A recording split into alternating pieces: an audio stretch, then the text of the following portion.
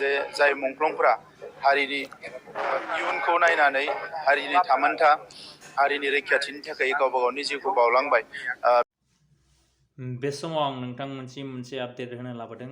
दा बेनो जाहैबाय दानि BTR नि CM मानगोनां प्रमद बर' सारा मा फोरमायदों नोंथांमोना भिडिअनि गेजेरजों खोनासंलांदो। जोंनि सरकार फैनायनि उनाव दिनै थार्ड टाइम एक्सग्रेसिया होनो हादों मुंख्लं नखरफोरनो। गिबियाव 20, बिनि उनाव 200 आरो दिनै 200 होनाय जादों। बिनि उनाव 150 आरोबाव होनाय जागोन। आरोबाव 600 एप्रुभ जानानै दङ। थाबैनो जोङो प्राय 1200नो जों होनो हागोन होननानै जोङो मिजिंथिदों। खारन दायो जोंनियाव स्क्रुटिनि जानाय आरो अलरेडि एप्रुभ जानाया बेखिनि लिस्टआ जोंनि आखायाव दङ।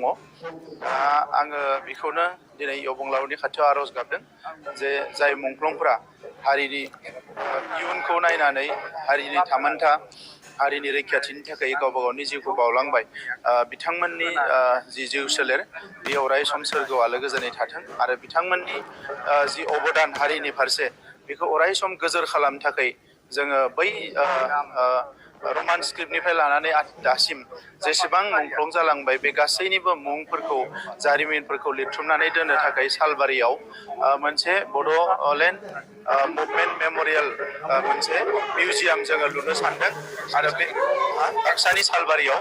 आरो बेखौ लुनाय लोगो लोगोनो जागायनायनिफ्राय दासिम जेसेबां मुंख्लं जादों बे गासैनिबो जिनिखि जारिमिना बेवहाय लिरथुमनानै दोनथुमनाय जागोन। दा इयुन जोलैया जाहाथे फैनानै जोंनि हारिनि माखासे जारिमिनफोरखौ मिथियो आरो बिथांमोना बोरैहाय बर' हारिया थांना थानाय जोंनि सोमावसारनायनि जारिमिनखौ मिथियो, बेनि थाखायनो बे मिउजियामखौ बानायनाय जागोन। आरो बेजों लोगोसे जायफोर नखरफ्रा दिनैसिम एक्सग्रेसिया मोनाखै बिथांमोनाबो जेबो सिन्था खालामनाङा, लासै लासैनो बयबो मोनगोन। मानोना NDPनि बेलायाव माखासे मुंख्लंफोरनि जि डकुमेन्टस बिथांमोना बोरैहाय थैनाय बिनि पस्टमर्टेम रिपर्ट FIR जेबो नागिरनानै मोनाखै।